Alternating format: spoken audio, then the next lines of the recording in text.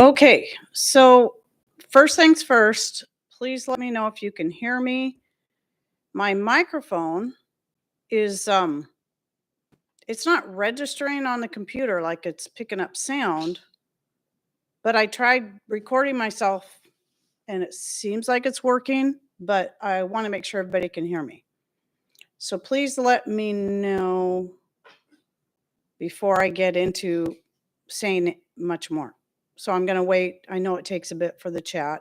Um, for everything. Sounds really good. Okay. Thank you, Tina Marie. Um, okay, good. Good. I don't know if it's just using my computer mic, but that doesn't make sense. I mean, it should be using this mic because it's plugged on in, it's on, and it says it's working. It says it's hooked up to it, but it doesn't have, when I check the chart, it doesn't show any action happening, if you know what I mean. Okay, so hello everyone. Heidi here from Rain Country. God is good all the time. So I'm going on a few minutes even earlier than usual because, well, I wanted to check the sound. Make just a couple of quick announcements before I get into the topic. So as I said, my throat is it's pretty rough today. It's had days where it's been better. Today's definitely more rough. I really didn't sing at all at our fellowship yesterday because it's too, when I try to sing at all, even a little bit, it starts to hurt. And so it's my vocal cords, but there's something else going on in there. I suspect that I could be dealing with a long-term sinus infection, but I'm not sure. It doesn't hurt like a sinus infection, but I know sinus infections don't always hurt. So I'm trying to tackle that, but I don't know if that's all that's going on. But so I've gone back to doing my regular sinus rinses, and right now I'm doing them twice a day. I just started today doing them twice a day. I did do them several nights in a row, but I'm going to up it to twice a day, morning and then evening before bed. And so what I do is I just make my own solution with some warm water, some salt, probably about a half teaspoon of salt, about a half teaspoon of baking soda, and a little bit of the Hermana that I'm not supposed to mention. Initials are CS, infused precious metal water. So I throw in a couple tablespoons of that. So if there is an infection, it will also help kill the bacteria in there as well. I'm not sure if that's what's it. Okay, yeah, let me know, people. Is it just Deb that's having issues? Okay, hang on. Okay, Karen says not here. Deb, I think it's you again. I think it's just you again. Of course, you can't hear me because it's just circling. I keep doing that. I keep talking to people. Okay, Linda, you say no here. You mean no problems there? Everybody else seems okay. Yeah, it's her phone. It's always something, isn't it? Whether it be my end, YouTube's end, or somebody else's end. I thought about the oregano oil too, but I definitely don't want to add that to my sinus rinse. I don't know if that's what you mean, Tina Marie, but I have also been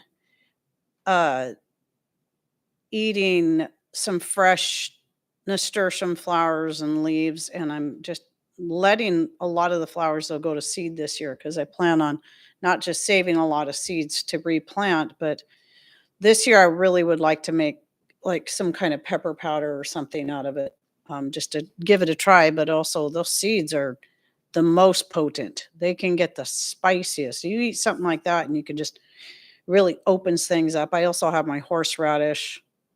I think I have honey infused garlic with horseradish in it, and I think maybe I might try that too.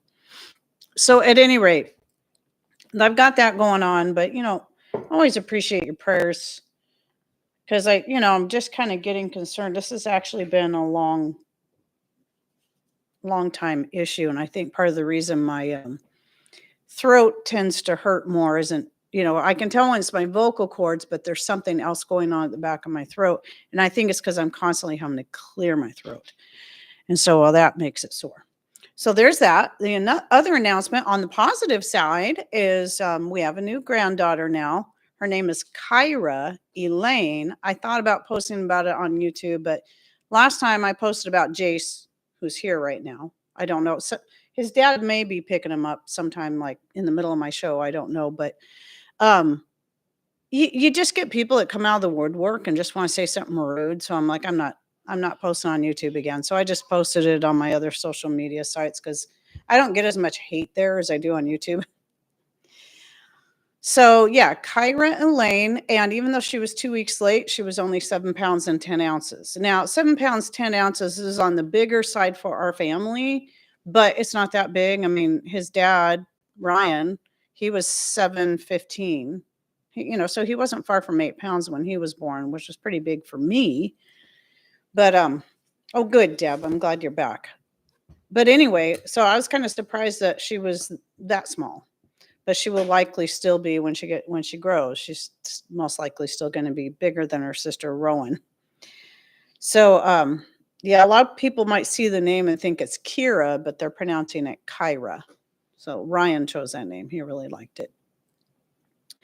So yeah, she was born on Wednesday morning, really early. And they did have to do a little bit of inducing, but not much. She just did not want to come out of there. She was just not having it. So, and then one more thing I'd like to say before I get into my topic was that speaking of, you post something on YouTube and it seems like there's always got to be somebody that has to turn it into something negative. So I know some of you probably saw the post. I took a picture. See, I don't post anything on Saturdays because that's my day of rest. That's my day off. And even though I don't get paid for posts on YouTube, I still try not to do anything on YouTube since it is business, it is my job.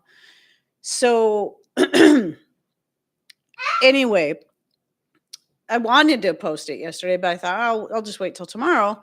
And I didn't really have anything else to say. So I thought, why not just tell everybody happy Sunday? It was just supposed to be positive, a bright, sunny picture of one of my sunflowers. I don't know what variety it is. I couldn't explain that because I thought I'd planted my chocolate cherry, and that's what ended up coming up. That's what's coming up in all the places that I had thought I had planted chocolate cherry. So either I mixed up my seeds, or I don't know if sunflowers cross-pollinate with other colors. But my lemon queen, I've got a lemon queen out there, but I've also got other ones that I thought were I planted lemon queen, but they're gold. So I'm like, what on earth is going on here? So I didn't have anything really to say. So I just thought, happy Sunday. Then somebody wanted to turn it into a lecture about sun god worship. And I'm like, oh, good gravy. I think most of us are smart enough to know that every single day of the week is named after a Greek or Roman god. All of them. Monday, Moon Day, Tuesday. I can't remember what Tuesday is. Wednesday is named after Odin. Thursday, Thor. Friday, what's Friday? I forget them all. Saturday, Saturn Day. I mean, come on, people. Do it. So you know what I'm going to do this week? Just to be a smarty pants, and hopefully it will bring people joy, is I'm going to try to post a pretty picture from my garden or something every day on YouTube. And I'm going to say, happy whatever day it is. Happy Monday, happy Tuesday, happy Thursday, Wednesday comes before Thursday. You know what I mean? And maybe since I don't post anything on Saturdays, maybe I will go ahead and just schedule a post to publish on Saturday morning. So there we go. So if people want to complain about all the pagan gods, they can. Yeah, same thing with the months. Good gravy. What are we going to start? What else do you want us to call them? Because that's what people are familiar with. Come on. And if you look up a lot of this stuff in pretty much every language, it all translates the same. Most of the time. Big deal. Come on. Question about soap making. Can I use pigment ink that is water reactive to my color? I'm not sure what you mean by pigment ink. I would just mostly be careful about using anything that could be toxic that you wouldn't want on your skin. So, yeah. Anyway, so yeah, I'm going to be a smart aleck right back. Okay, so I think I already did my greeting. And I've got 3 topics, hoping to get through all 3. If I just get cut off and I still feel okay, then I'll just go to my backup stream, which is linked in the description box. And then the first topic is just talking about tinctures. And I'm not going to go into a lot of detail about a bunch of stuff. It's just a lot of the same stuff I've already talked about. I have a whole playlist that I link to in the description box about tinctures and extracts. And over the years, since I started my channel, I've changed the way I make them. But you're always going to get people that think they're better, smarter, or whatever. And maybe some of it's just based on what they've learned, and that's fine. Because we're all learning stuff along the way, but there's always somebody that wants to correct you. Or there's people that simply have questions. So I just like to kind of touch on this stuff again.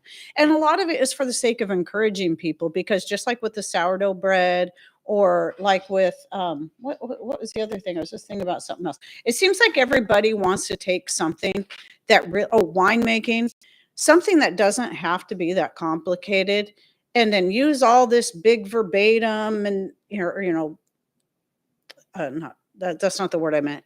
I can't even use it, apparently. Use all these big fancy words and all this, precision about detail. Oh, I was talking about soap making, like last week, same thing there. And they want to just, I think a lot of it is people are just trying to, maybe people are really passing on, this is what I do, and that's fine. But sometimes I think people are just trying to kind of inflate their own ego by the way they talk. And not everyone. But the problem with that is it scares people away from the simplicity of just doing stuff. I feel pretty certain that when people first started making tinctures, they weren't all about, okay, well, you got to have this exact weight of this particular herb, and you got to make sure that then if you add this herb, you get this exact weight, and then measure out this much of whatever your solvent is. Oh yes, and only use vodka. There's somebody that seems to think you can only use vodka as a solvent to make your tinctures, which is 100% incorrect. But if that's all you want to use, that's totally fine. So at any rate, that was my first point. It does not have to be complicated. When I first started making my own extracts, tinctures, I just threw stuff in a jar and poured vodka over it, and then later started coming up with my own solvent mixes. My favorite one to this day that I came up with somewhere along the way after starting my YouTube channel was going part wine, part honey, sometimes a 50-50 blend, sometimes maybe 75% homemade wine and 25% honey. The honey helps add a little flavor, and especially when you're talking about my pain relief extract, that was really where I kept experimenting with all kinds of different things to try to make it taste better. And doing the 50-50 blend for the pain relief extract was the best, because it just gave it the best flavor. It helped cover up a lot of that bitterness of the feverfew and more. And homemade wine tastes better than vinegar for an extract. Vinegar and honey isn't so bad, a 50-50 blend, also known as an oxymel. But just plain vinegar, especially when you're talking about an extract that has feverfew in it, is nasty. It is beyond nasty. I mean, I would suffer it down if I needed it, but it was terrible. So through the years, I kept experimenting. Vodka, it just, So hang on, let me check this. Okay. That was just his dad. He's going to come get him after a bit. He's just let me know. Anyway, So you can use vodka. Here's the reason I think a lot of people don't realize why most people use vodka. Most people use vodka because it's one of the cheapest spirits that you can get. I personally do not use Everclear. Some people swear by it. I don't, and I won't. I won't use it partly because of the high expense, even though I know you only need a tiny bit of it, but also because there's a little bit of concern there that it could damage certain herbs. And so I'm just like, I don't need it. People will go on about one reason people like Everclear is because, well, it's also got, an extra long shelf life or whatever. Well, you know what? So does vodka, so does wine, so does vinegar, and so does honey, as long as things are properly stored. So I personally just don't find it to be that big of a deal.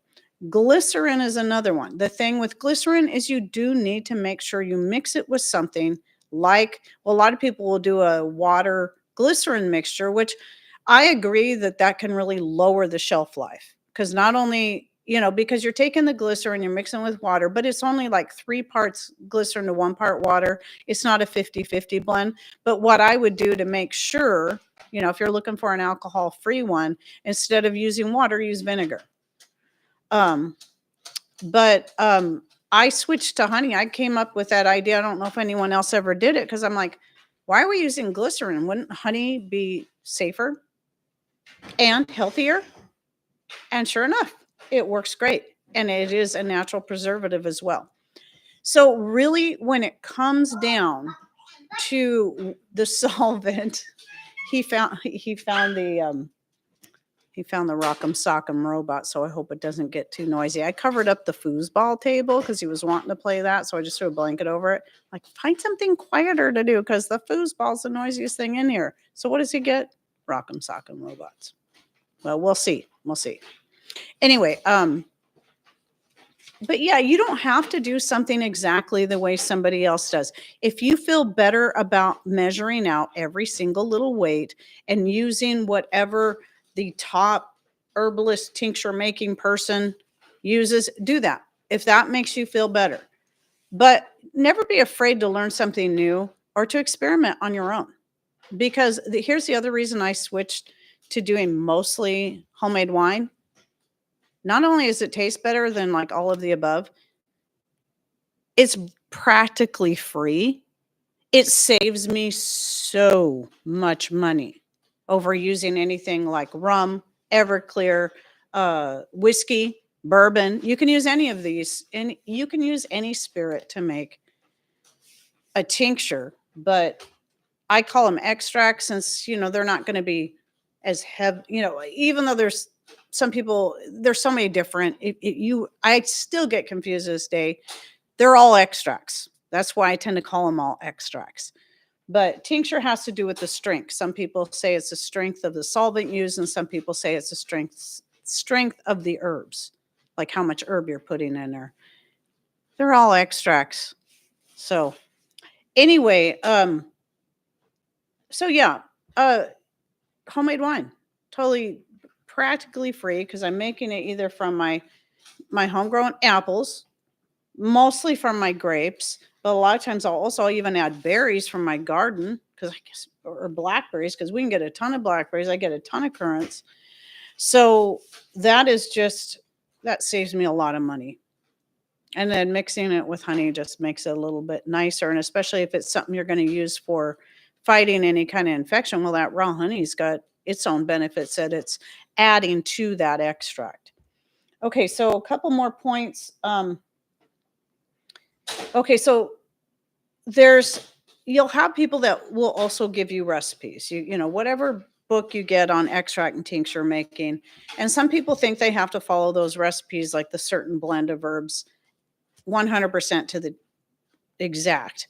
And that's fine if that's what you choose to do. You feel better about that, especially if you're new to extract making. But I've never done that. Now, I've looked at a couple people's recipes to just see what kind of herbs they use for a specific blend to help with something. I'm like, okay, well, I have that and I have that, but I also know this herb is good for that too.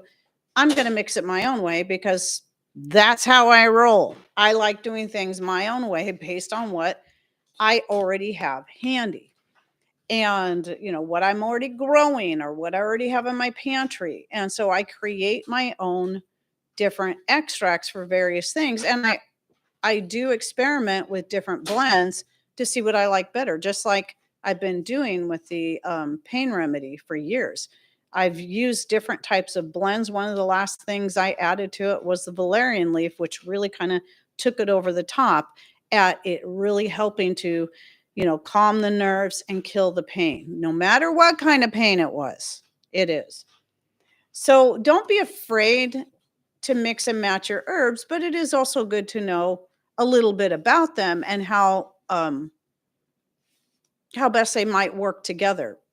Honestly, I hardly ever pay attention to that. I just know, well, this herb's good for pain, this herb's good for pain, that herb's good for pain, and so is this herb. Let's just try mixing them all together and see what happens. And the scary thing some people may have is, oh, but what if blending them can cause a bad reaction? This is just absolute opinion. This is the only fact it's based on is my own experience and how I've never had an issue with mixing herbs other than maybe the flavor blend was terrible. Or maybe it just didn't work as well as this blend. But I think the number one thing you have to concern yourself is if you're throwing in any herb, it doesn't matter if you're using it in a blend or you're using it straight. Is it possible you're allergic to it? Are you on any kind of medication that it could have a reaction to?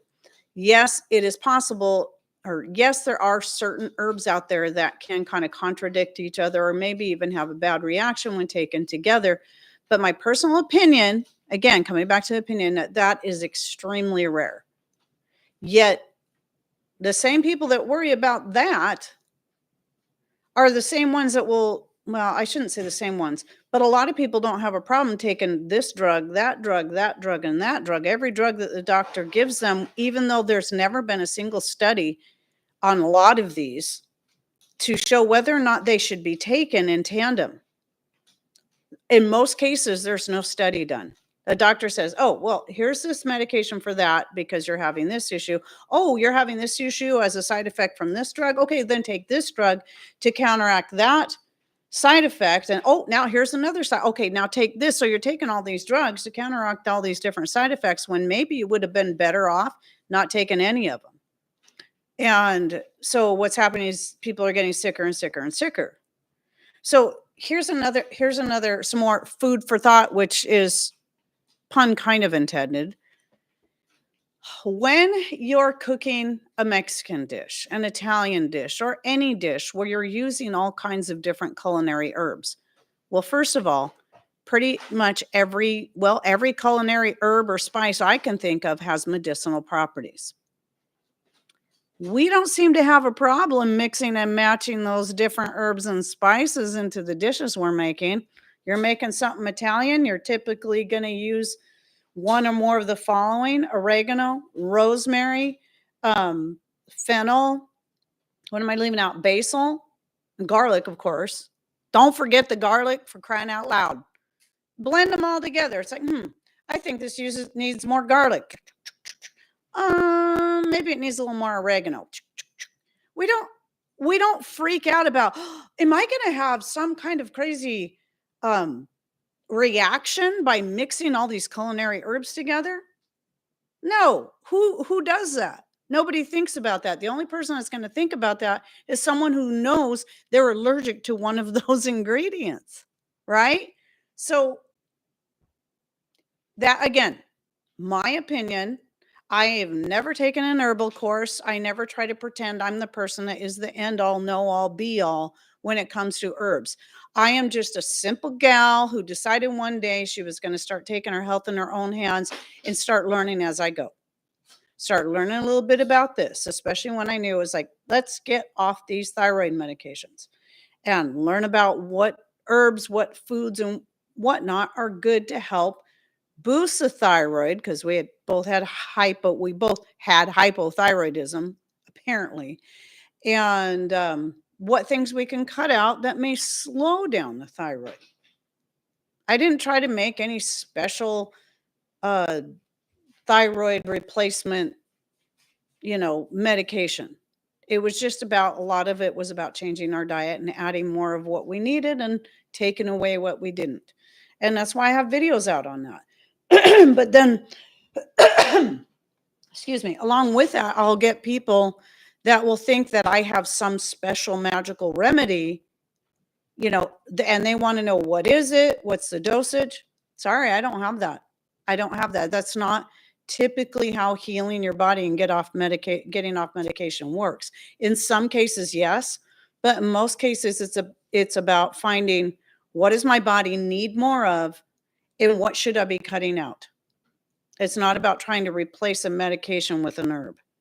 And it's an understandable thought, because we think, okay, we have to take this medication for this, then maybe we can take an herb for this instead. But most generally, that's not how it works. Let me spray a little elderberry tincture in there. If nothing else, the alcohol in there does help numb things and soothes my throat as well. So it's elderberry spice tincture, and that one actually ended up being a blend of the elderberry tincture and on accident, and my echinacea tincture I'd made years ago, because I grabbed it out there. I saw the E and I thought, oh, good, I have more elderberry tincture. And I was, whatever. The echinacea is good too. It helps boost the immune system. So let's see.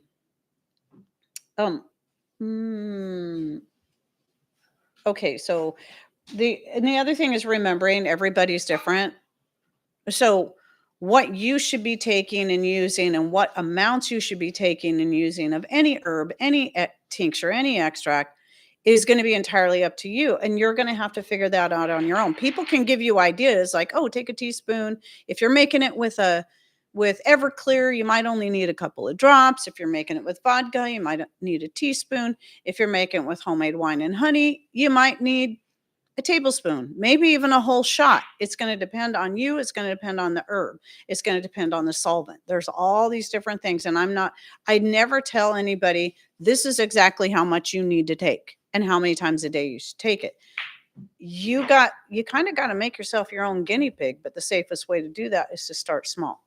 Start with a couple of drops, no matter what solvent you use. And work your way up from there until you find as long as you're not feeling anything negative from taking it, but keep working your way up until you find, okay, this is the amount I need to take that actually works for me, and I'm not having any negative side effects as a result. Very good. I brought both my husband's and my blood pressure down with hawthorn berries. I refuse to take prescription for something I can manage. Absolutely. Something you can manage naturally. Most people who are on high blood pressure medicine do not need to be on it, and actually would be better off not taking it. And I say most people because I know there's always going to be those people that may still need it.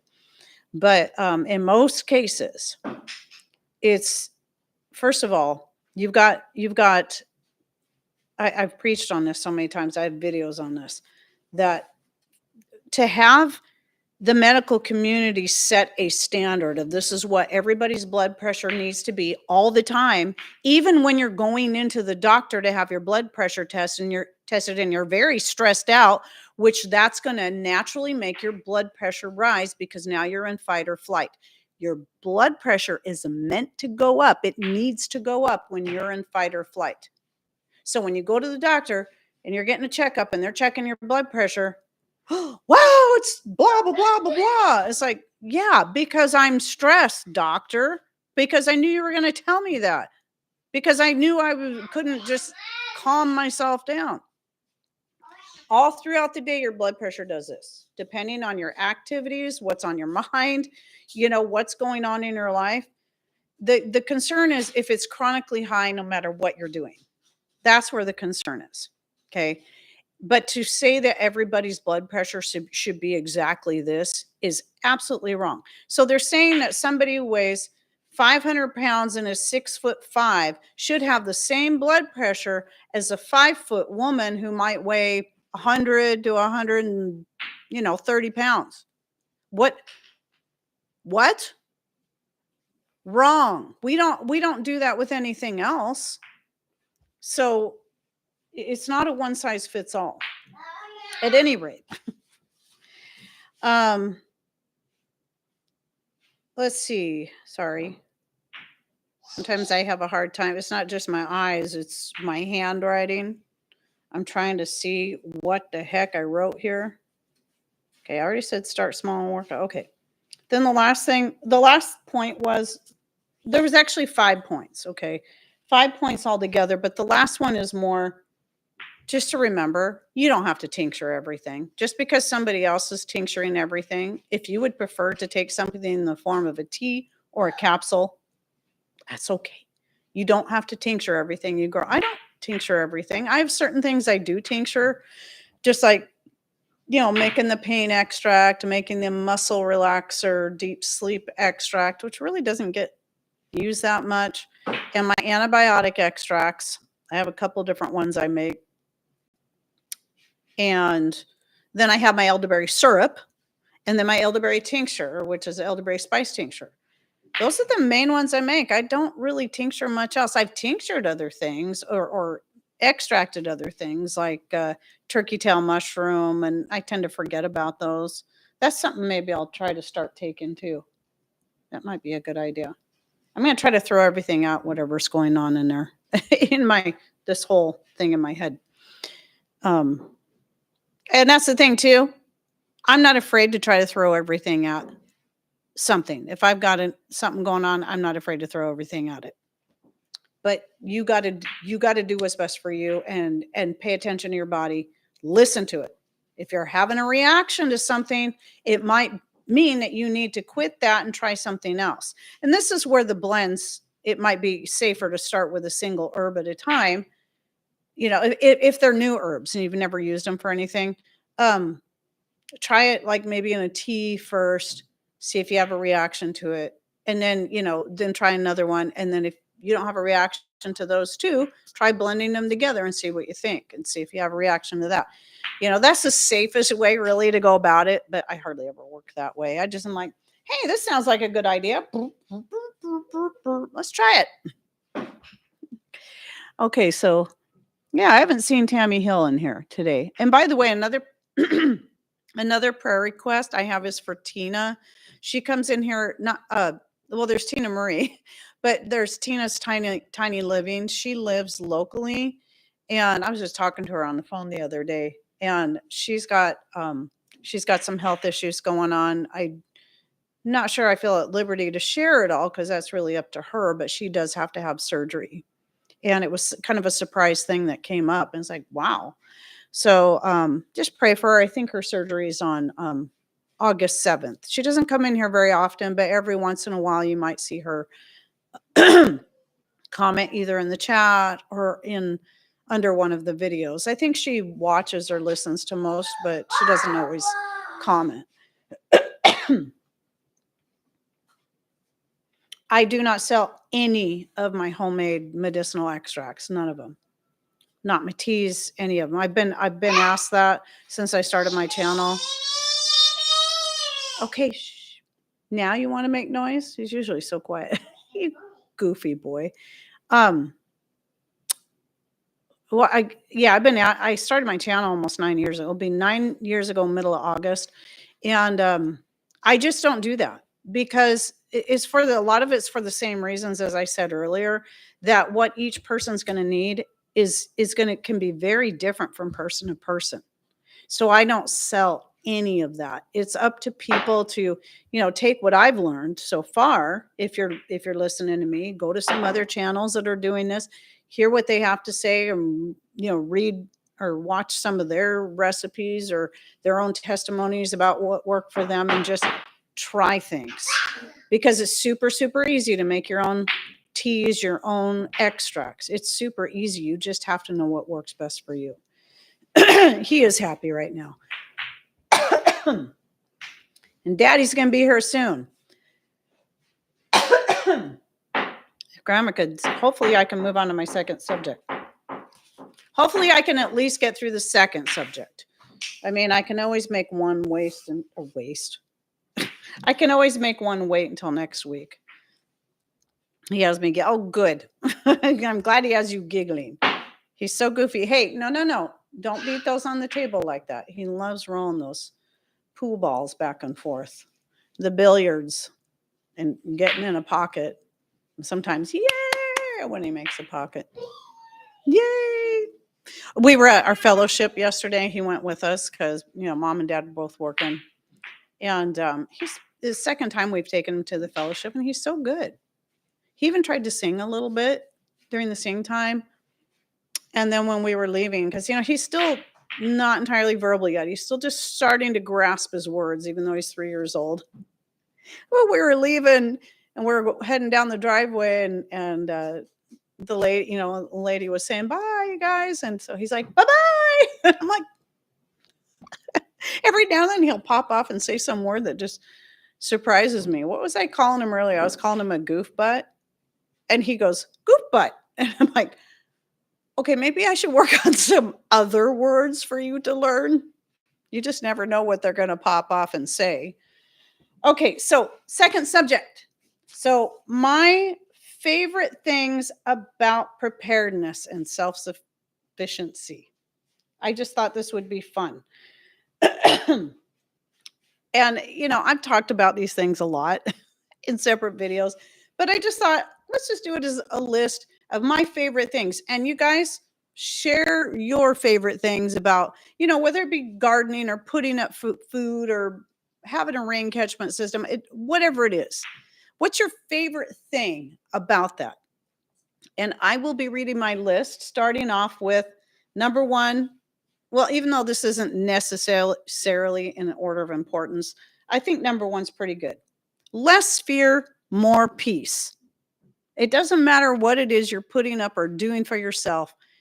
It brings less fear and more peace. It's more calming. And so a lot of people think that, oh, if you're trying to be prepared, you're a doomsday prepper and you're scared of everything. That means you're going to, yeah, some people are like that.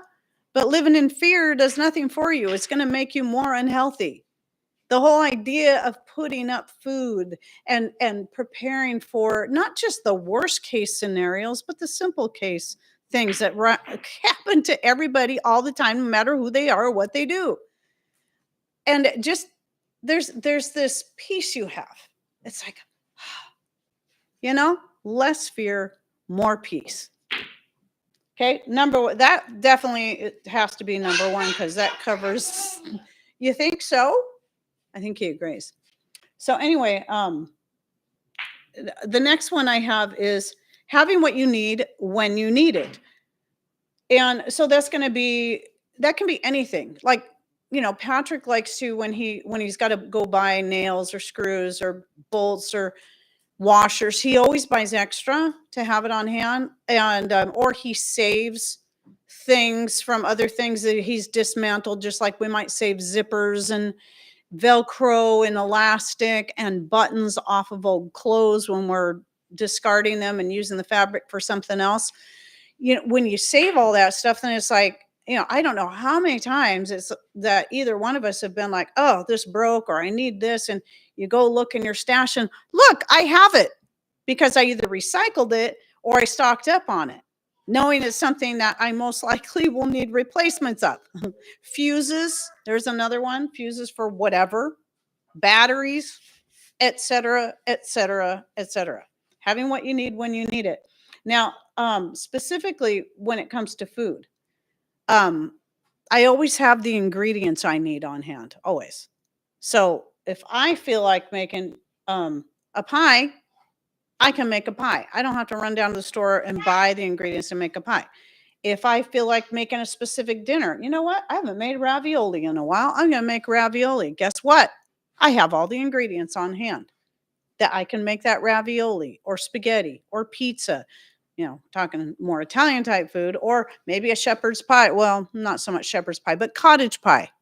Cottage pie is made with beef rather than lamb. I do have a lamb roast that I don't know if I'm ever going to cook up. It's expensive, so one of these days I will, but we're not huge fans of lamb. We prefer elk, deer, and beef. But regardless, I have all three of those too on hand. It doesn't matter. what it is I feel like making, unless it's something I've never made before. So it might have an odd ingredient that I would have never thought to stock up on. Doesn't matter. And and that reminds me, something else I'm starting to stock at least some of is Misfits Market. I think I shared a while back. They started carrying the organic water chestnuts. I love water chestnuts. They're kind of I see them as a little bit more of a luxury thing, but I love adding them to my fried rice or other types of stir fries. Now they're carrying the organic bamboo shoots.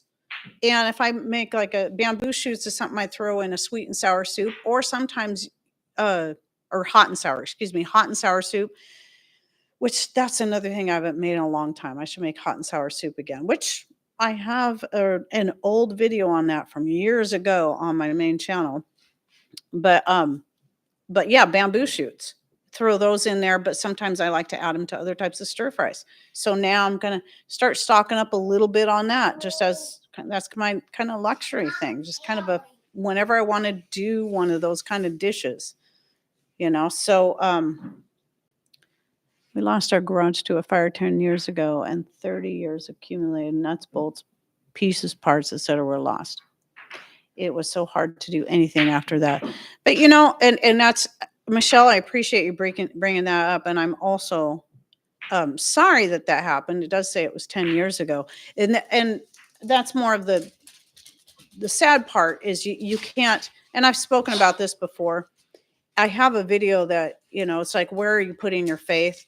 As much as we like to be prepared and have these things stocked up, we also cannot put our faith 100% into what we have on hand, because it can be taken away from us at any time, as we've seen with the floods and the different things that have happened. So, as a believer, my faith first and foremost has to be in God, but I'm also going to be diligent and do the best I can, and if you're able, think of other places that you can also store things. And this isn't possible for everyone, but think of other places, if you have them, that you can store things where, like, if this gets damaged over here, you still have this option. That's a lot harder though when you're talking about losing a whole home, or son, Dad's here, so he's all excited, to fire, to floods. And so it's just somebody's pretty excited to see Daddy and the big ball that he brought in for him. He's pretty excited. But anyway, peace of mind. Yes, peace of mind, definitely. Okay, so the ingredients, that was point number 3. Point number 4, really kind of goes right along with it. No need to run to the store to get stuff. In fact, I think that no need to run to the store to get what I need. That means I can just relax. And I don't have to go, especially if it's an emergency and like there's a power outage, there's a whatever, and everybody's running to the store to get the same thing. You don't have to go down there and fight the crowds.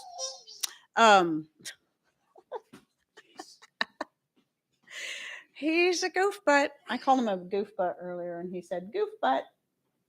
Yeah. Yeah, Mom left him, or Grandma left him in his jammies, figuring Dad was going to come pick him up soon. So yeah. Yeah, it's fine. All right, I'll try to get out of here. I think that's fine. People don't mind, do you guys? You don't mind. You like seeing family. Huh. Big red ball.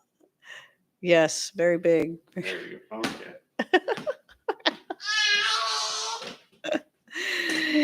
Anyway, okay. What was I talking about? Oh, just the whole what was I saying? I gotta look again. Oh yeah, you don't have to fight the crowds. You don't have to punch anybody in the eye. Sorry, I don't do that. But you don't have to. Or you don't have to worry about somebody punching you in the eye to get that last package of toilet paper. I tell you though, one time I've never ever liked I mean it's not so much of a thing anymore, I don't think, but Black Friday, right? I mean, now that everybody does that stuff online, they don't it's not really the same, but I wouldn't go to it anyway if they were having a physical one, but never liked those. But I was visiting some family one time, so we were with them and we were there for Thanksgiving, and they really wanted to hit a couple of Black Friday deals. And so I went with them. I'm in a doggone Walmart, and of course it's packed in there. And you got just people all in front of you. You're just going down a main aisle and it's just packed. It wasn't like at that point where people were trampling each other kind of thing. But there was some lady behind me with a cart that kept ramming me in the butt with her cart. It's like, excuse me? You're really in that big of a hurry? How rude. Especially when you can see there's people, but so I stepped into the clothing aisle because it was just right there and watched her go by. And I think she went right up to the next person, did the same thing. But see, that's the kind of thing you don't have to put up with. You just say, I need this. Oh, that's right. It's back in my pantry. I'm going to go get it. It's pretty cool. So, yeah, I always use the bones to make the bone broth, right? And then dehydrate the bones. Deb, I'm glad you said that. I keep saying next time I do like chicken and I make the bone broth, I'm going to dehydrate the bones and pulverize them. And I forget. You're back in here again. What is the dealio, man? He likes that. He likes the big red ball. Yeah, it's insane. It's crazy. Okay, what was my next point? So, oh great, I got to read my handwriting again. Well, this one isn't in regards to food, but because we do have other backup ways to deal with stuff if we have a power outage. Because when you live where we live, it's just common sense. It's common sense anyway, but especially when you live in a place where power outages happen like 5, 6, 10 times a year, maybe. I might be exaggerating a little bit on the 10, but 5 or 6 is definitely not an exaggeration. Some of them are planned, a lot of them are not. So you have ways to cover the necessities in the event of a power outage. So, we have I've talked about our solar setup, but we're not 100%.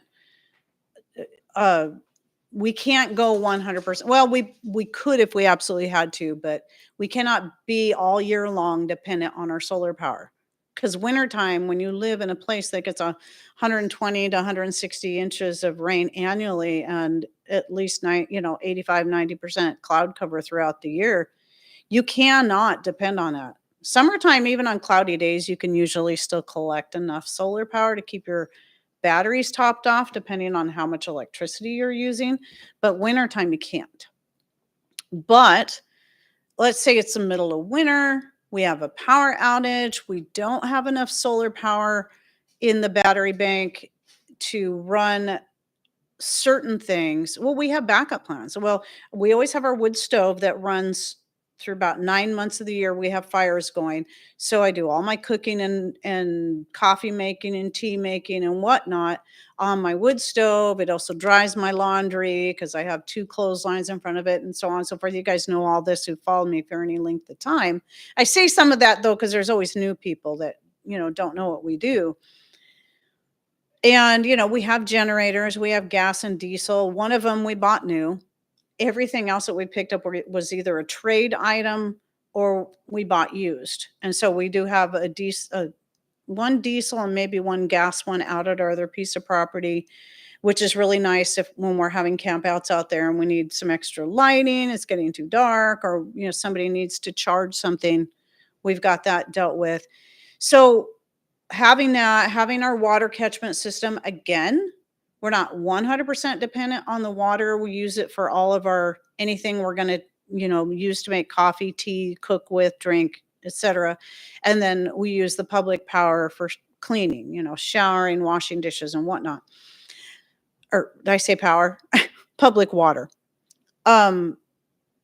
We could use the rainwater 100% in the wet part of the year, but in the middle of summer, no, because of all the gardens even with a 2,000 gallons of water stored underground, plus the 255-gallon drums above the ground, you would go through a lot of water. If sometimes we can have 3 months of dry.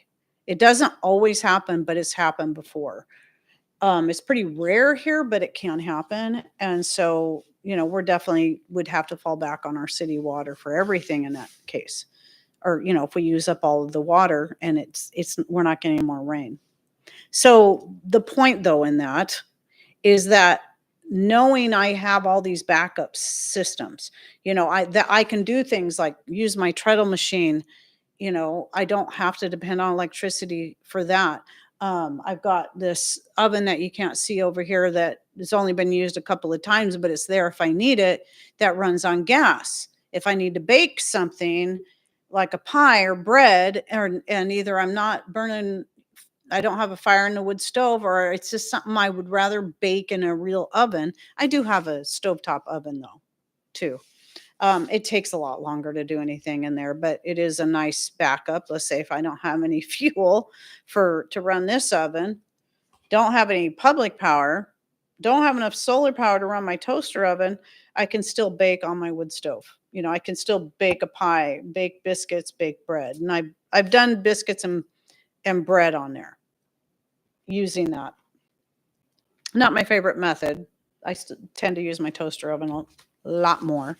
It's just in the summertime I can use my solar power. But at any rate, let's see. But yeah, here's my point. My point in that. Sorry, I kind of rambled. Knowing that we can get by if we don't have public water or public power. We know we can get by. We know we can make it. We've done it many, many times. Water is less likely to be an issue, but it has happened where they've had to shut the water off to the whole neighborhood because they're doing repair work. There was a main break, whatever. We haven't had any contaminants that have prevented us from being able to use the water, but other places have had to deal with. And then my last point about being more prepared, less doctors. This goes along with my first part of this live. Less doctors, less doctor visits. Why? Because I can grow a lot of my own medicine. And I'm constantly learning as I go. And here's the cool, okay. Whenever you have a new ailment that you've never had to deal with before or haven't had to deal with in a long time, or, just like what's going on with my throat and all, or, like when I torn my knee, my ACL, or, I sprained something, and whatever it is, you start to be, you're forcing yourself. The positive thing about when something like that happens is now, either I can't remember, I know I read what's good for this, but I can't remember, or that's a new one for me to deal with. Let me look up and see what I have that can help myself with this, or might be growing wild. Like one of the things I'm starting to learn more about is the dock. We have dock growing, and I believe it's yellow dock growing wild. It gets really big. It has the red seeds, but the only thing I'm not certain about, it looks just like all the images of yellow dock, but the root, I've dug a couple of them up, and the root is just off-white. It's not yellow like some people say it is, but I don't know if there's a standard dock that doesn't get yellow roots, but it's pretty much the same thing. But everything else about it looks the same. It's got the curly edges on the leaves. It can get like this tall when it's seeding. And the leaves can get like this. So anyway, a lot of great health benefits in that. And I'll be doing a video about that. But yeah, it's growing wild. And then, just as I was kind of looking into it, I find out there's a lot of people that intentionally grow it because of its many health benefits. You can use it as a food and you can use it as medicine. And it's related to, it's in the buckwheat family, which would mean that you could take the seeds and grind them up and use it as flour. So I say all that because it's like, every time either you get a new weed in your garden, or you get a new ailment, it encourages you to start looking into learning about more things. more aspects of this herb that you might already grow, or more aspects of this weed that came up that you thought was just a weed, and come to find out it's got a lot of medicinal benefits. So when you learn this stuff, the less dependent you become on having to go to the doctor. Oh yes, thank you, mods, for reminding everyone. I think burdock and curly dock have paler roots, but possesses the same properties. Well, when I looked up yellow dock, or it said it goes by, they call it curly dock too. It's the same plant. It just has many names: yellow dock, curly dock. It's not burdock. I know burdock is different, but at least I think it is. But I didn't come across the burdock on there. But at any rate, my guess is whatever I have, even if it's not yellow dock, that it's definitely got to have all the same benefits. So I'm going to start experimenting with it soon, since I have a lot out there, more than ever. Yeah, I thought burdock was totally different. I haven't looked into it either, but thoughts on using comfrey internally? I believe you can. It's just like anything, practice safety. When it comes to comfrey, it's more the roots that you can overdo it on, not so much the leaves. I've never used the roots, but there's health benefits or medicinal benefits all through that. I've made comfrey tea. I don't do it all the time. I don't always think to do it all the time. I actually really like the taste and the flavor of comfrey. It's pleasant. It's not strong, but it's pleasant. You have yes, I have two videos on the thyroid on my channel. If you go to my channel, my other channel, my main channel, and put in the search bar, or just put in the YouTube search if you're using your phone, put Rain Country and then put thyroid, it should pull up. One's got a picture of me and Patrick because we were sitting in this room. And that's the one we did back in 2018. And basically we were giving our own testimony. And then I went in to share about some of the foods and herbs that we added and the things that we took away, like doing away with drinking the city tap water, because back then it was fluoridated. And fluoride will definitely damage over time your thyroid glands and slow them down and make them not do as well. But you can heal your thyroid. That's the thing. You can heal the damage. And then in 2022, this one, I think it's just a picture of my face with a red background. I didn't, or maybe it's a picture of tea. I don't know. Anyway, I did an update. And I think it was like more on thyroid or something like that. So it's just what we did. Doesn't mean exactly what we did is going to work for everyone. Okay, so anyway, so that was all my points on that topic. I have a third topic. It's not a Q&A. And it actually goes right in line with some of the last things I was saying there. So yeah, thanks, Deb. There's the one on more about thyroid health. The other one's long. The name is long. It's like how we took ourselves off thyroid medication.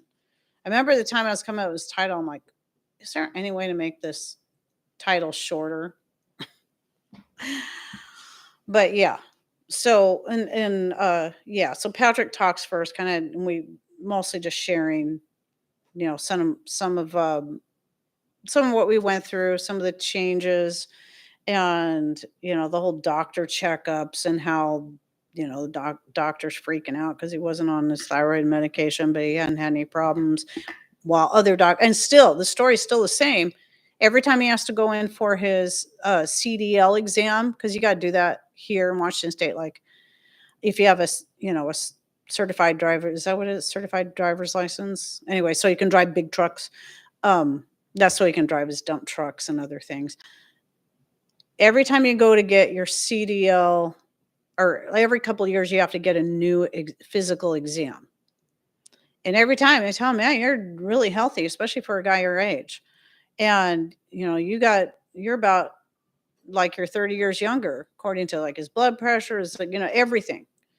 So, and nobody even asks him anymore about his, if he's still taking his thyroid medication, because it's been like 15 years, I think. 15 years or 13 years. I think we went off of it in 2012 is when we took ourselves off the medication. But we weaned ourselves off slowly while making changes to our diet. Okay, so my next one is another one that I put it into points. So this one I'm calling this section, this third part, learning is a lifetime process. Sorry, I had to look at it again. What am I calling it? Commercial driver's license. There you go. I knew that sounded wrong when I said certified. Certified. Why does that sound wrong? Commercial driver's license. Thank you. I was having a complete brain fart. So anyway, let's start off by, I just have a few points I want to hit. A lot of times when I come up with these topics, it's because of something somebody said. And some of this you'll hear about in my Monday, this and that. So tomorrow, I shot that one on Wednesday. So my this and that, or Thursday this week, because it was a weird week, with babies being born and whatnot. Because on Wednesday, Kyra was born, and so we were watching Jace, Rowan, and Jax, and it was kind of crazy around here. It was noisy as all get out, let me tell you. It was crazy. So anyway, okay, sorry, I'm kind of reading my notes. When you're getting started, this is in a results to an email I actually got yesterday, I think it was. No, it must have been Friday, because I think I responded to it later in the day on Friday. And somebody they were feeling really kind of down and, wanting to do all the things, watching us on YouTube and wanting to do all the things, but several reasons why they're not doing all the things. So both her and her husband, one being some health issues, the other being just fear of getting started in some things. And she said, and laziness. Well, that could be a part. I mean, I think, we all kind of have our lazy moments, and it's okay now and then, as long as your whole life is that way. And so I spent a lot of time sharing my thoughts with her on this topic, because I think sometimes we see people on YouTube, on Instagram, on Facebook, and we see people that they seem to have it all together and they're doing all the things. But I can guarantee you they are not doing all the things. They might be doing a lot of things, but they're not doing all the things. Still, most of us are, we try to keep things positive. It's not like anyone necessarily is trying to lie to anyone or make anybody believe their life is more perfect. But I think with most people, you're trying to focus on the positive. And so you want people to see the good things about doing this, about doing that, and encourage people. But you know what?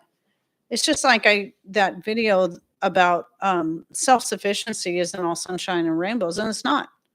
Sometimes we're going to have health problems that hold us back at different times in our lives, whether it be an injury or a sickness or anything.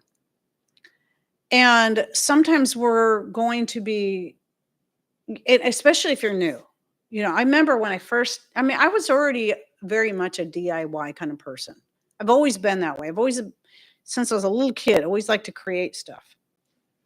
But, when you learn about, oh, wow, that would be a good thing to do. But man, making soap, that sounds so scary. Pressure canning, that's so scary, because I've heard about people, their pressure canners blowing up, or somebody, killing their whole entire family and friends and neighborhood because of botulism. You guys know I'm being a smart aleck with that one. But anyway, but you know what I mean? There's a lot of fear in getting started in something new, especially when there's a lot of fear mongering going on about a lot of this stuff. Well, a lot of times there's reason for the fear mongering because anything should be, okay, when you first start cutting stuff up in the kitchen, you don't hand a 3-year-old a knife and say, "Here, cut your own tomatoes." No, they gotta learn, they gotta start somewhere because it's dangerous to give a 3-year-old a knife and expect them to cut their own tomatoes if they've had no education on it. So, obviously, everything is a learning process, and we have to get over the fear or learning to drive. I was terrified of that too. And so there what I'm trying to say is that, don't you can't compare yourself to everyone or anyone else. Wherever you're at in this growth period, or we're all growing, we're all learning. It's a never-ending process. Okay, that's important to know. That's why I titled this "Learning is a Lifetime Process." So if you're like, wow, okay, I want to try all these things. I see this channel or that channel or Heidi doing. Well, you can't just assume you can jump in and just do it all at once. And that can be very intimidating and scary and make you just not even want to try. Believe me, I understand. So what I say is start with the thing that you most want to learn, because either you just want to or it's something you think you need to do the most. Like for me, gardening, when it came to actually growing produce, the number one most important thing to me to grow was tomatoes. Tomatoes, because we use a lot of tomatoes through the year. And so that was the number one thing I wanted to grow and the first thing I started with. And that was my focus for years. Tomatoes. Just tomatoes. Maybe once in a while we might, we had a little patch here, we might have grown some potatoes too as well, and they're pretty easy, but that was it. And I didn't stress myself about anything else until we just decided it was time to get more serious and try growing more stuff. You don't have to try growing everything at once. One thing at a time. Okay? And then once you feel good about that, add something new. I say, okay, what's the next thing? What's something else that I use a lot of and I would just really like to learn it, but I'm scared? Well, maybe that's the soap making like I was talking about last week. Start simple. Don't do the complicated silliness. Just start simple with your 3 basic ingredients, your fat, your lye, your water. And just try it. Take all your safety precautions and then do it. But if it takes you a while to be able to get over the fear, that's okay. Don't let that bring you down. Maybe you just need to go ahead. You know what? I'm going to set the soap thing aside. Let me go ahead and focus on this thing over here instead. And I'm going to come back to this. That's what I did when it came to soap. It's like, I'm like, no, going to come back to that. Going to come back. Same thing with pressure canning. Bought the pressure canner, had the pressure canner a couple years before I finally used it. Because it took me a couple more years to just finally get over that fear. And once you do something once, when it comes to those kind of things, it gets easier and far less fearful. But you know what? You don't have to then. It's like, okay, I made soap. Now I got a pressure can. Now I got to learn how to sew. Now I got to learn how to crochet. Now I got to learn how to knit. Now I got to learn how to weave. Now I got to. Don't do that to yourself. One thing at a time. Master that one thing if you want to. For me, the soap making, once I got the basics, I'm like, I don't care about all the fancy schmancy stuff as long as I know how to make soap. Because all I need are those 3 ingredients and I can make soap because that's all I really need. I don't need all the scents and the colors and all the special fatty fats. I don't need all that. I just need soap. So for me, it was then moving on and tackling another thing that was scary to me. So, or fermenting. Fermenting can be very intimidating to a lot of people, even though it's super easy. And it doesn't have to be intimidating. And I don't use a whole bunch of, you got to have exactly this much salt and exactly this much, I don't do that. I just do it. Okay. So I'm not saying that's necessarily the right way to go about it. I'm just saying that's what I do. And so even if it takes you, let's say you want to master the art of just bread making. It doesn't have to necessarily even be sourdough. Just making bread, just making a yeast bread from a dry yeast. Maybe it takes you years to master it. That's okay.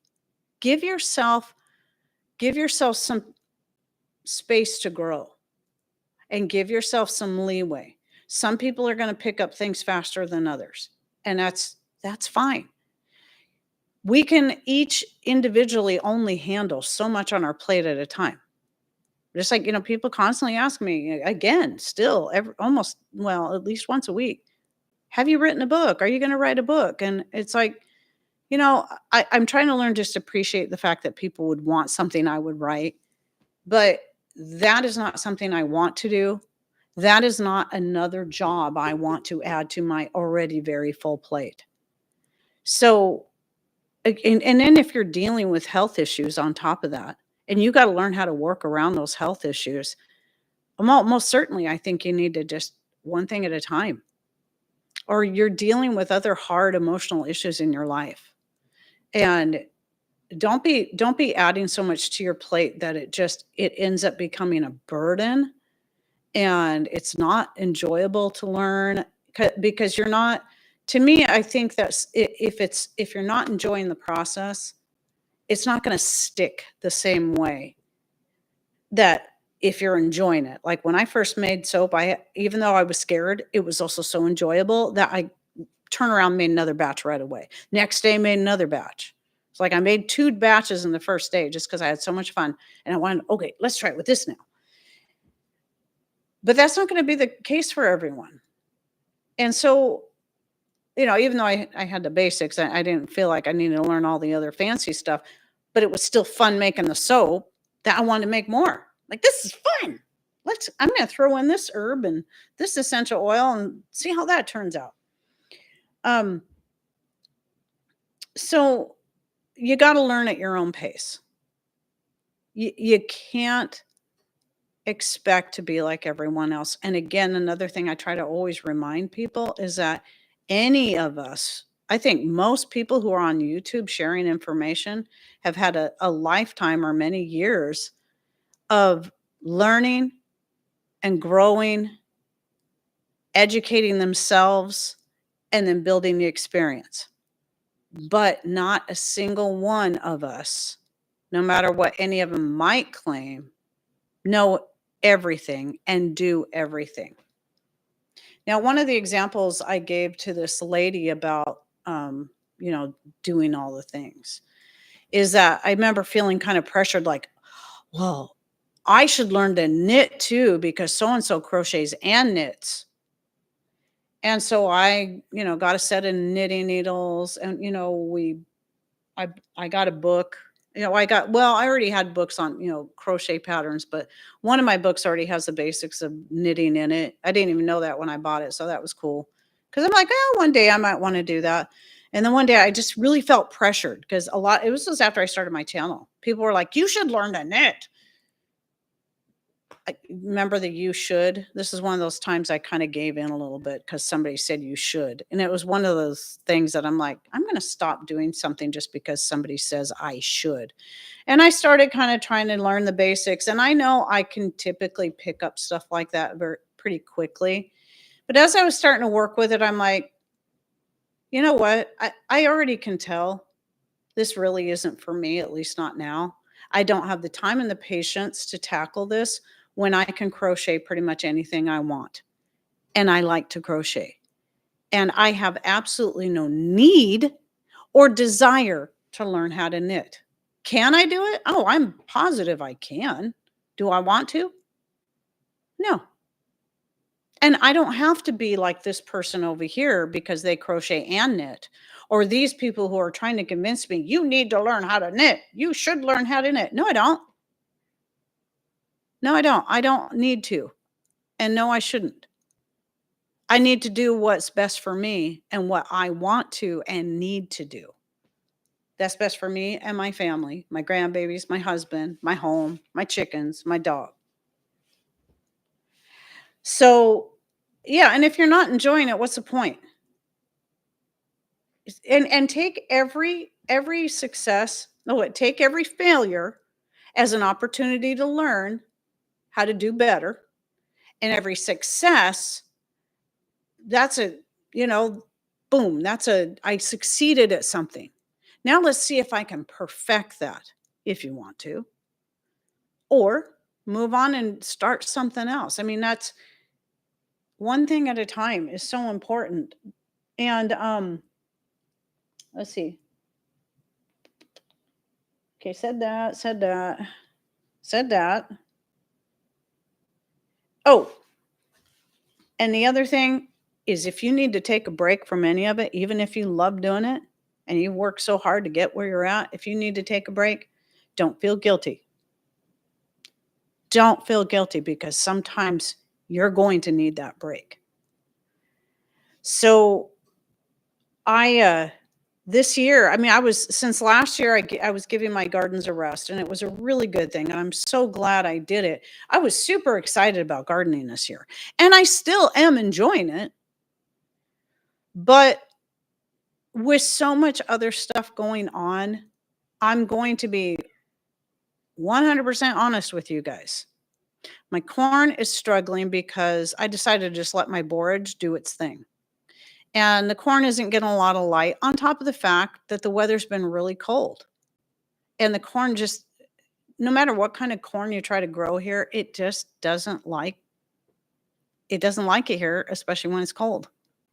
I got 2 types of corn. One is still only this tall. The other ones, and one type, I'm growing out front that I'm just trying. And that came up from California, so I didn't expect it too much. The other ones, there might be a couple that are this tall. Well, they should be at least this tall by now here. But some of them aren't even there. And a lot of it's because they're getting shaded out by my borage. I decided, I'm just going to leave it because I'd like to collect a lot of seed from it. And if I don't get any corn, I don't care. I've also got a crud load of lady's thumb coming up in almost every garden. Almost every garden. And it's driving me bananas. The good thing about lady's thumb is it is beneficial. You can eat it. You can use the seeds and the leaves. I did a video on it even. So it does have uses. I actually fed a lot of it to my young chicks when I still had them caged up in the, in the outdoor section. I would throw those in there and they'd just devour them along with some of the borage. And that's the other thing I'm doing with a lot of the borage is throwing out chickens because the chickens love it. So it's chicken feed. I can save the seeds and sell them. I've dried up a lot of borage, this year to use in teas, but I've used it in soaps and other things. But here's the part I feel like I really need to be honest about it. Some of it is just like when I get out there to harvest something, like I'm collecting the seeds off my my arnica or whatever it is, I will grab some of the lady's thumb while I'm out there and rip it out of the ground. But I have not been faithful to get out there and pull every single one out because right now I don't care. I just don't need that added stress.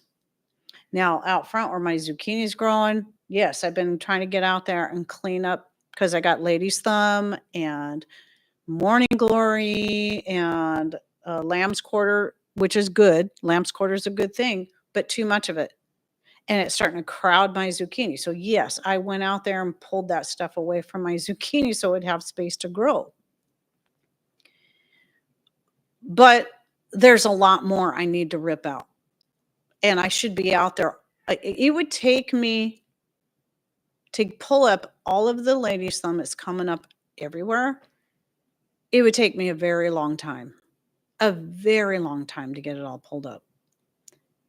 I don't have that kind of time or kind of patience right now. And I've been feeling kind of guilty about it. And I've decided, you know what? I'm going to stop feeling guilty about it because it's not like I'm not doing anything. It's not like I'm being lazy. It's that I have a billion other things I'm trying to do, other things I'm trying to grow and harvest and put up. I mean, I got stuff in my dehydrator again.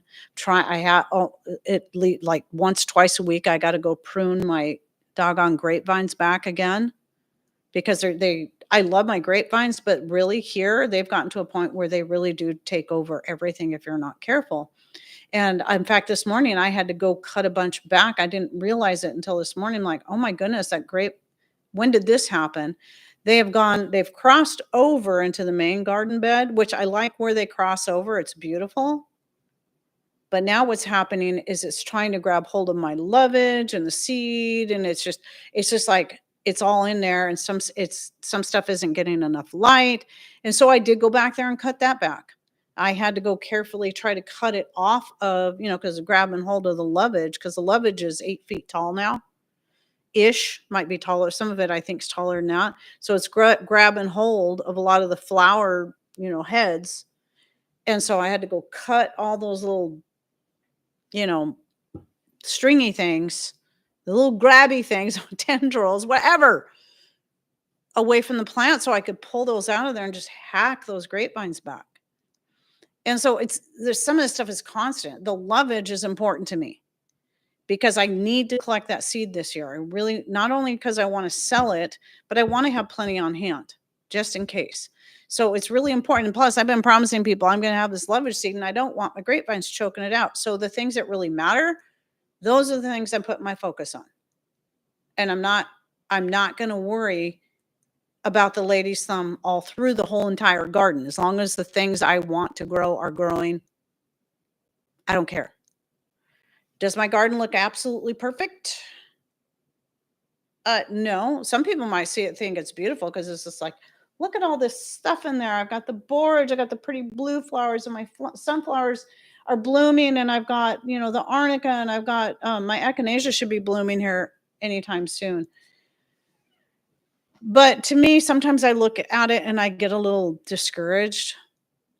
And, because of that doggone lady summits everywhere. I don't even know where it came from in the first place. But the good thing is I'm still getting a lot of good stuff out of my garden. I'm still getting my plantain. I got tons of honeysuckle, more than ever before. Calendula, I'm getting now. Oh, my daylilies, my orange ones finally started blooming. The pink ones bloomed first. I don't know if you can tell in this light, but the bottom has the pink ones, which have a little yellow in them. And then the top layer are the orange ones that have started blooming. I've got 2 trays of those in there. So I'll be mixing those. I got a lot of lavender. I get tons of currants. So many currants anymore. I throw a bunch of them to the chickens and they love it.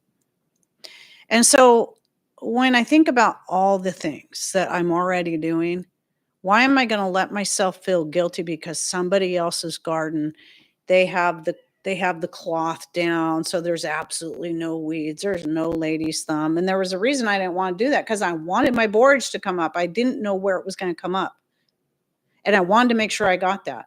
But unfortunately, that meant lady's thumb was going to come up with it. Whatever. Yeah, same. A lot of it is waist high now. Of course, I'm short, but not all of it's that tall, but some of it is.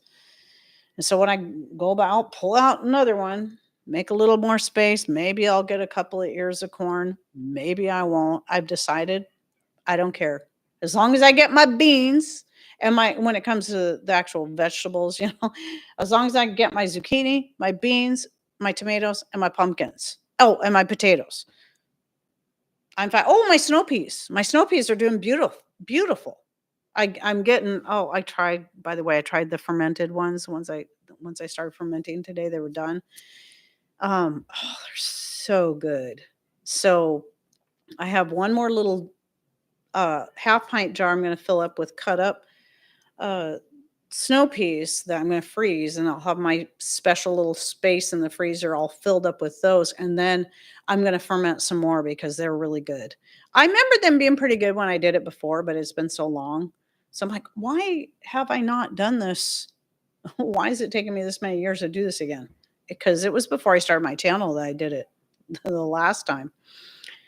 But yeah, so all the things that are most important to me, my medicinal herbs and my fruits and vegetables are all doing great. Oh, and Patrick brought me a nice pile of wild blackberries from our other property. So the wild ones that are smaller and really tasty.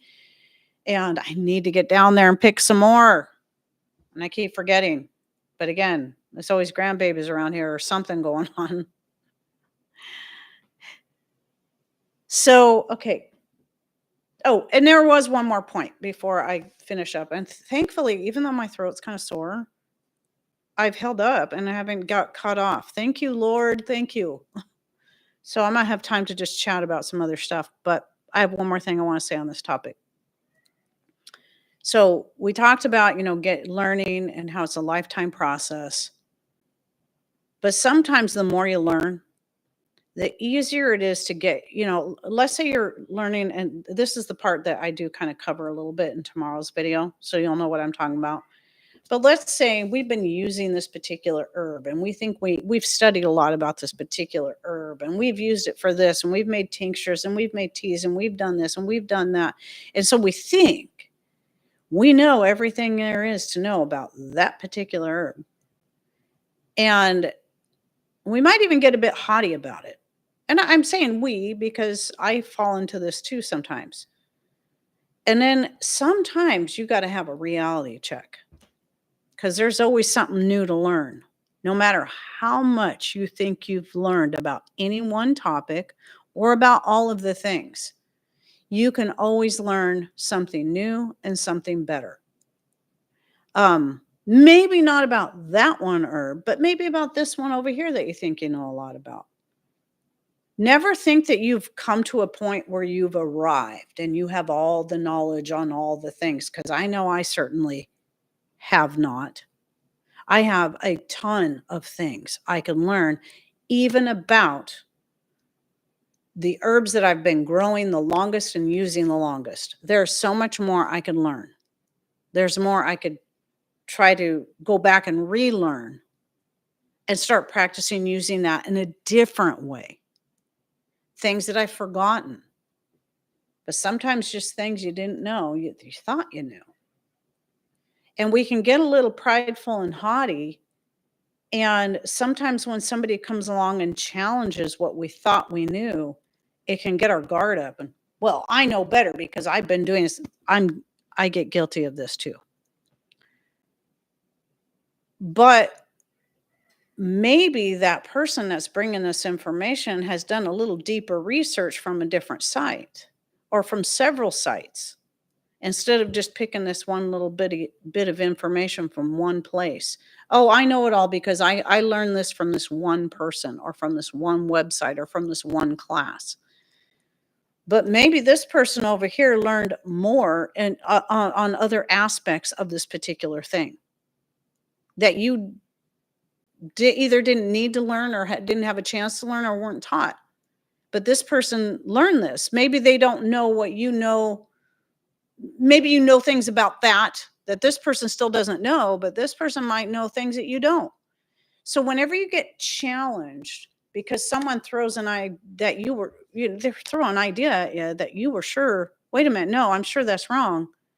Wait a minute. Maybe I'm wrong. Maybe I need to go do some research again and search more and search deeper. Maybe there's some truth to both sides of it. But there's a reason why there's two different opposing opinions. It's not that they're both wrong. It's that they're both based in some truth, but it's having a full understanding of that particular thing.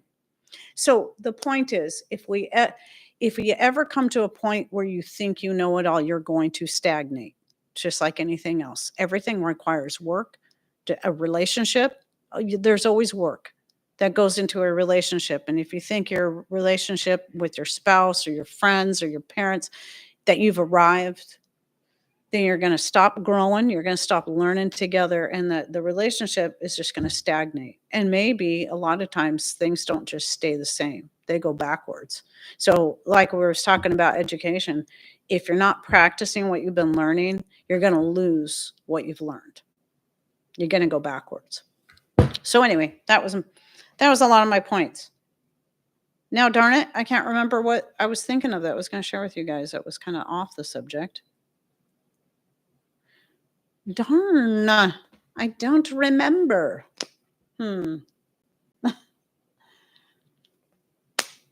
I think, was it some, in regards to what something somebody said? Yeah, Tyler says, Terry and I have been keeping dairy goats for over 35 years. We're still learning. Absolutely. So, and even people who've written a book on preparedness could probably still learn something new about being prepared. Right, Tyler? Of all the things I've ever lost, I miss my mind the most. Yes, it's such a sad thing when that goes. When we lose it. Oh, I know. I think somebody said something. Sorry, I'm trying to skim through. Let me put my glasses on because I usually end up reading something wrong if I don't. And, and there's something just when you have, let's say you're growing something for the first time and you don't get as much as you think you're going to get, but you got something. That's something that's praiseworthy. That's something to get excited about. And yeah. Now my tomatoes aren't doing as good this year as I hope they would but I think it's just because the weather's been so, I shouldn't say so strange. It's forks. It's just that every summer is a little different. Sometimes we have summers that are hot and dry all summer long, and those are the ones that are weird. This has been actually a pretty typical summer. We get a little bit of heat, then it goes back to being really cold and you're bundling up. And the plants, certain plants don't know how to handle it even when they're in a greenhouse because it can be so extreme. But I'm still getting tomatoes. I'm getting quite a bit. It's just, I'm just now finally seeing one one of the Romas starting to turn red, just a little bit.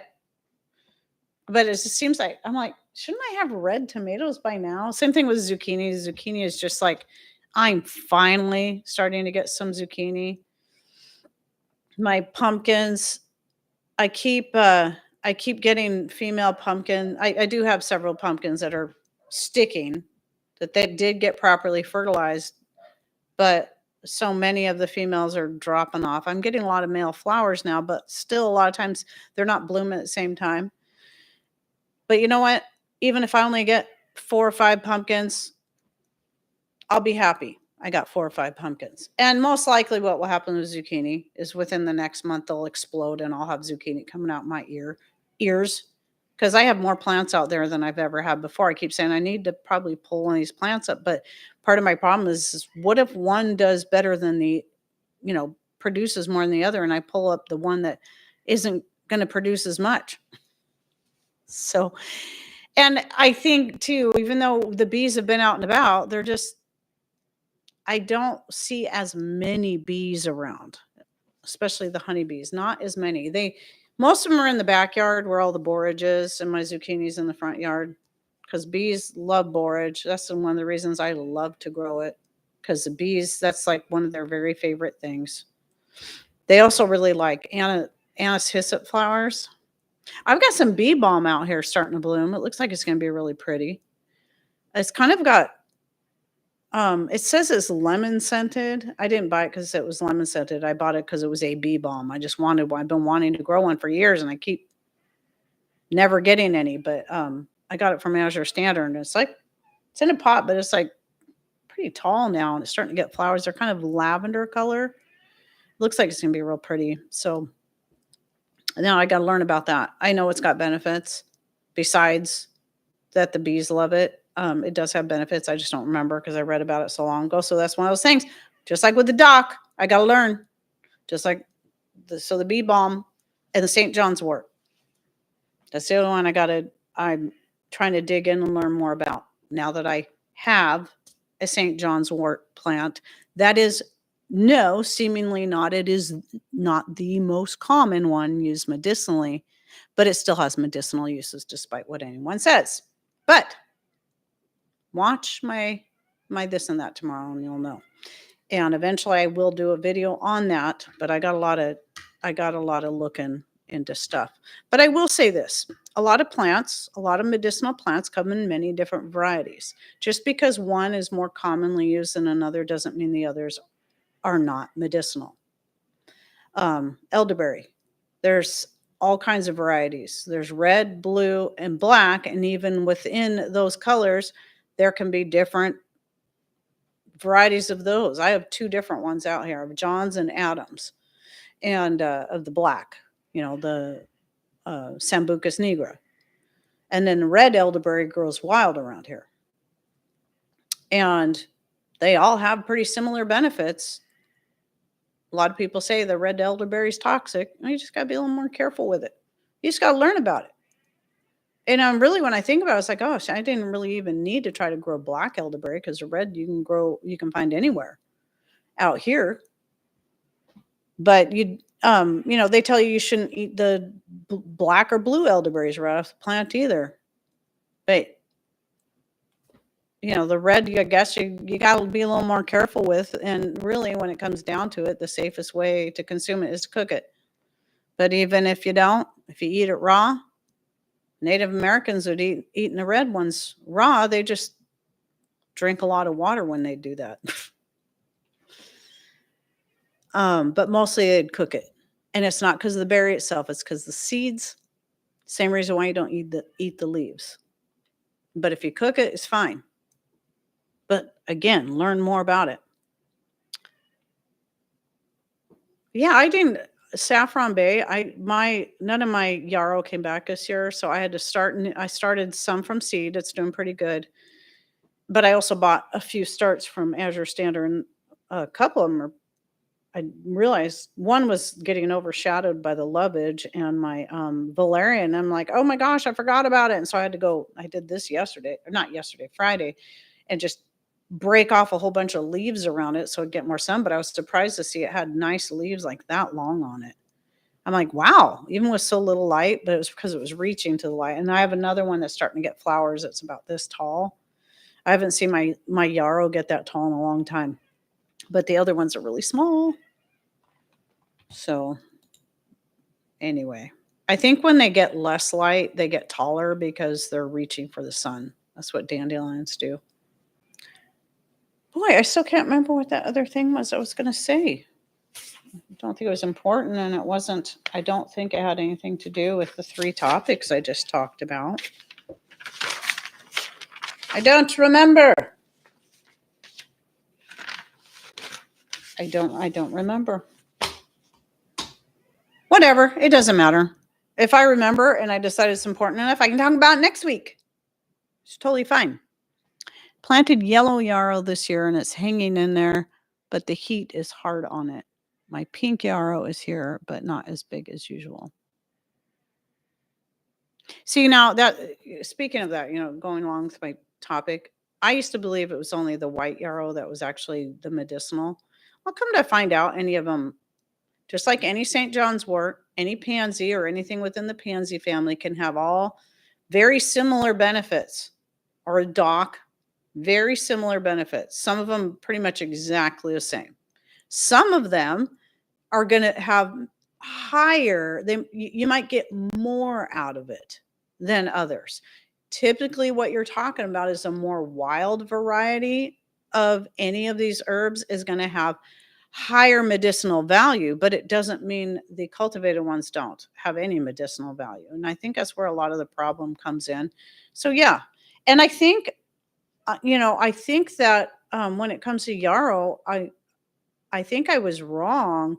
I thought only the white was the wild variety, but I think pink and the paler pink and yellow ones are also wild.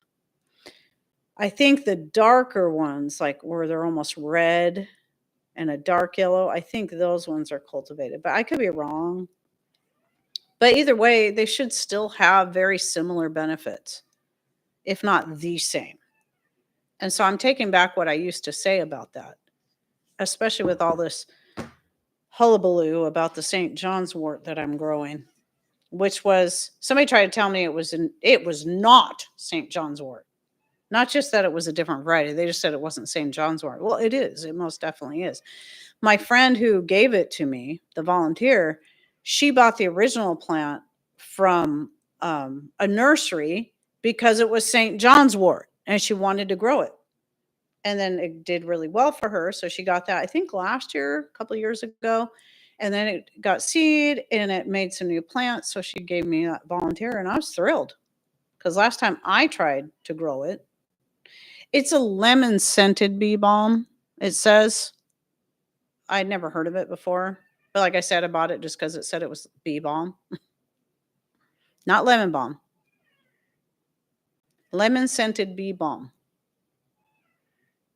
is what I'm growing. I have far too much lemon balm. I just was thinking today, I was kind of watering my plants out here and I'm like, man, I need my oregano to really take off again like it used to. And this lemon was out of control, ripping some of it out of the ground. I've already done some of it, but I realized I need to pull it. I don't need near that much. I need oregano more than that. But yeah, this particular bee balm is it's not called lemon bee balm. It just says it's lemon scented, but I don't smell any lemon on it at all. It doesn't really smell like anything. Beer balm. There you go. Beer balm. I better be careful how I say that. Sound. Oh, you said beer balm. That could get me in trouble too. Oh dear. Like me talking about this earlier. My precious metal infusion. So using it as sinus rinse. I also been spraying it in my throat with a little bit of essential oil, and that helps too. So along with the elderberry tincture, I have a blend of that with a little bit of peppermint and lavender mixed in, and I just a little bit, and just spray that in there. And the peppermint kind of numbs it, and the lavender soothes it. And then I hope the other part of it, the main part of it, helps to kill off any infection that could possibly be back there. So again, just one of those things where I'm trying to throw everything at it. I got a bee balm from Azure Standard also. It is lemon scented. Is now blooming. Yeah, exactly, Susan. That's exactly what mine looks like. A light lavender flower. It's really pretty. But could you smell any? Does yours smell like lemon? I don't know. Maybe mine needs to bloom a little bit more. I just went out there and sniffed it today. I'm like, I don't smell any lemon. I have a question about food. Maybe you or someone in chat will know. Someone gave me a ham roast that has been smoked but not cured in brine. How do you cook it? It just needs to be, if it's, I'm assuming it's cooked already all the way through. Usually they are. I could be wrong. It too wasn't good, just baked. Usually you just bake them to mostly heat them through, though I haven't done ham in a long time. Since we stopped eating pork. Though I have tried, one thing you can do, like if it's frozen, if it's cooked and then frozen, like a lot of like your spiral hams have been cooked and then frozen, and then you take it out and thaw it, you can dehydrate it and it will turn out crispy just like any other meat. But see, once my chocolate mint went, it doesn't smell like chocolate. I think, you know what, Gudrun, I don't think mine has as much of a chocolate smell or flavor to it as it used to have. I think it kind of goes back to its original, which is basically just peppermint. And I've had other people tell me the same thing. It's still good though. In fact, I have 2 trays of it. I wasn't going to dry up any more peppermint. It's like, man, I still have a lot. I'm going to go ahead and dry up some more. I need to finish topping off my dehydrator anyway. So I went ahead and cut a bunch more, even though I've got plenty put up. And then I'll probably make some more. I've been also making tea out of the fresh mints. Yeah, it still has a little bit of the chocolate flavor, but not as much as when it was younger. So I think just over time, it kind of goes back to its natural form, which is fine. It's totally fine. Peppermint's our favorite mint to have for a tea anyway. So maybe, Susan, crushing the leaves. Yeah, I assumed it was the flowers. That's a good point. So you didn't smell it either. Okay. It's a pretty plant. Right now I got it in a pot just because I wasn't sure where I wanted to plant it. So a lot of times I'll do that. I mean, I had the St. John's wort in a pot for quite a while and finally decided, I think I'm going to move this. Now that I've kind of been watching things for a while, I think I know right where I want to put it. And it seems happy there. It's doing really good. That's when it started blooming, was when I put it out in that spot there in the West Herb Garden where it can get um, protection from too much rain, but also get a lot of that sun as later in the day. It should get plenty of sun because it doesn't need full sun, but it does like sun. So I've also got the lemon scented. Huh? Oh, do you mean bee balm? Okay. Oh, that's right, Tina Marie. That's right. Because she does voice to text. So what she's saying is, I've also got the lemon scented bee balm from Azure Standard. It's very good respiratory, cold, etc., and topically. Well, thanks for that, Tina. Yeah. See if my mint is going crazy good this year. Mojito mint. Oh, Mojito mint is another one that just explodes. Mojito mint and lemon balm are my two mints that just boom. Well, it's funny with the lemon balm, it took me years to get to where it would do that. I'd just get a little bit of, and then all of a sudden one year, it blew up a couple years ago. Tina Marie, I lost my oregano last year. Most of it, not all of it. Thankfully, I found a sprig. I think I shared this story. So I think I shared it recently, but I dug it. I dug that sprig up and stuck it in a pot, and it's doing really good. And then I found another sprig somewhere else growing and kind of babying it. So it should start taking, it's looking pretty good now. Will a bee balm work against a wasp nest? Maybe.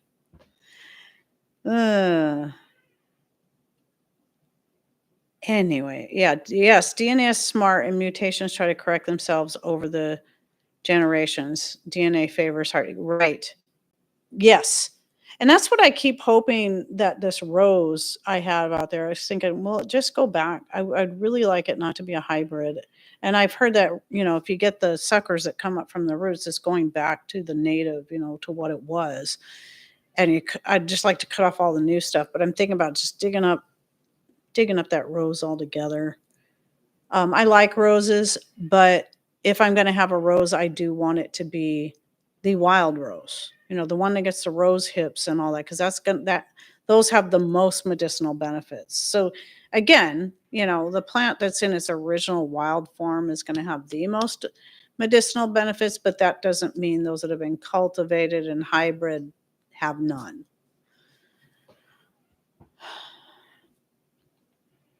I know hops can grow here only because, which was kind of surprising, but I had a friend that was growing it. She gave me some dried hops. I haven't done anything with them yet. I keep forgetting I have them. My lemon bee balm does not smell either, and I don't know why it's called lemon. Huh. Have you tried crushing the leaves? Maybe that's what we need to do. Crush the leaves or the flower and see if that releases the scent.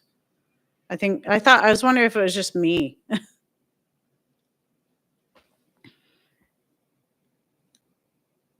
I have two roses, one red with slight smell and a pink one that smells wonderful. If I have to pick one to keep, definitely pink. Yeah, that's the other thing too, is I notice that a lot, sometimes like this one I had out here, didn't have much of a smell. It was a pretty rose. It just didn't have that much of a smell at all. Then I have a miniature white one and a miniature red one that they kind of struggle out there. And I keep thinking maybe I'll just dig them all up and replace them with some other herbs that I really want to grow. Not that I don't want to, I'd like to keep the roses, but I just don't feel like they have as much value to me other than looking pretty. And the miniature red one is always strange. It looks like it's going to be really pretty, but as soon as those flowers open up, they turn really pale. They look sickly. It looks healthier this year than I've ever seen it look, but anyway. Are we trying to get as many different names for lemon scented bee balm as we can? You guys make me laugh so much. Well, part of the thing with Tina Marie is she has to use, she's pretty much blind, so she has to use voice to text. So she's trusting that to properly interpret what she's saying. And sometimes it comes out really good. My chocolate mint also turned into regular peppermint after I harvested it. See, that was perfect. Sometimes I don't know if it's AI or if it's just the regular computer, whatever that is trying to translate for you there, Tina. Sometimes it's perfect, but sometimes it's like, what the heck? What the heck are you saying? And so when I see it's Tina Marie, I'm like, oh, okay. So I'm gonna try to interpret what she's saying that the computer improperly interpreted. Translated. That happened one time with my son. He uses because he drives the one that you saw earlier. Yeah, his hair it's just like crazy. I think he's just gonna let it do whatever it wants. The funny thing about his hair is I always thought his hair was straight because I always kept it really short, and his hair always seemed really straight. I didn't realize how curly it was. It's not as curly as his brother's, but it's curly, and he's got a lot of it. Doggone it. Oh, yeah, he was using voice to text because he has to drive, so far to work and back because sometimes he has to go clear to Port Townsend, which takes about 2 hours. And so if he needs to send me a message, a lot of times he'll do the voice to text. And I know one day he said something, I'm like, what the heck does that even mean? And I didn't know what to say. So I'm like, I think I actually asked him. I'm like, I don't know what that means. Then I realized later, oh, he's probably doing voice to text.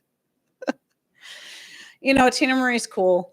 I'm sure she didn't. She's not offended because there were other people saying crazy stuff and they were being silly.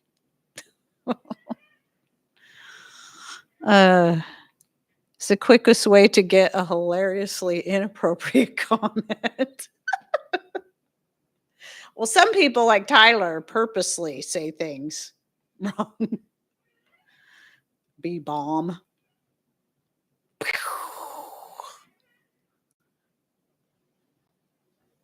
Oh, try making a tincture spray. Also really good for soothing sore throat along with sage.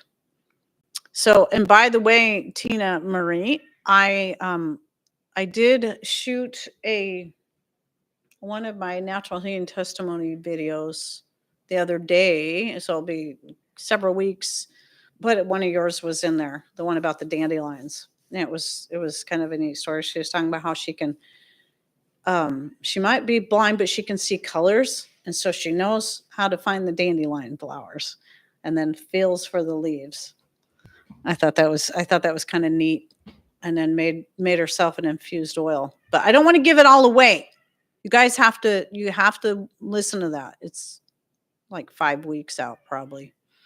And now, thank you to some of you. I have enough where I can finally shoot another preparedness testimony video. So I'll probably shoot that one on Wednesday. So that's good. So thank you for everyone who's been sending those. Appreciate it. So, well, I am so grateful that even though my throat is sore, I made it through. A little bit of coughing, didn't do too bad. I do think the sinus rinse with the is helping a lot in the salt and the baking soda. But I'm also just and prayers are always nice. And I'm also grateful that YouTube did not cut us off. I still am blaming YouTube. Every now and then I think maybe it's from my end. I'm like, nope, it's Aaron. It's clearly their end. Anyway, so I am going to get off here because I do have other things to do. I got some bread right there that's rising. I get some more fermentation starter bread. That's all I've been using lately. I'm so thrilled with it. I'm so thrilled. After all these years of kind of messing with it every now and then, I am so thrilled with my results. So I might try making rolls again. I did some crescent rolls with them once and they turned out good, but they didn't rise as well. But it might have been my heat setting. So I might do those again. But anyway, I know I have other stuff I got to do. Dishes. I got to do dishes. Oh, and guess what? Patrick's out fishing again today. So it's going to be his 4th trip out, catching cod and bass. And so we're getting a lot of white fish in our freezer. I am so thrilled because that was the one thing we just hardly didn't really have any of. And so that's nice. That's nice. It's nice to have more other types of meat, especially fish, to go in our freezer. And it's just been great. So some of the guys in our fellowship, they have boats. And so, the one guy drives the boat. He doesn't really care about fishing. Some of it's ling cod. I think I know a couple of greenlings ended up in there. But anyway, but everybody else fishes and they kind of have this trade-off and everybody shares their fish with him since he's got the boat and the fuel. It works out great. So it's been such a blessing. So tomorrow morning, he brings the fish home. We soak it overnight and then in the morning I'll rinse it all off really good. Again, it's already been rinsed really well, but rinse it off good again and then I wrap it and freeze it. But I've also been cooking some up. So I might make tartar sauce this time to go with it. That sounds good. I haven't made tartar sauce in a while. Anyway, yeah, I used to clean ling cod and salmon when I was 17 and worked at a fish dock in Nia Bay for a month out of a summer. It was actually a pretty good paying job when the fish were running, when you got a lot of fish. Because you got paid by the pound. So if there was a lot of fish, you could make a lot of money in a day. But then you'd have days that no fish would come in. So anyway, for reals, stop talking to me. No, I'm just kidding. I do need to go. So, and I'm sure a lot of you need to go. You got stuff to do. Thanks for coming in here and spending time with me on this lovely sunny day. Well, it's lovely here, even though it's not very warm. But hope you have a great week, y'all. And hopefully I'll be here next Sunday. Take care and God bless. Bye.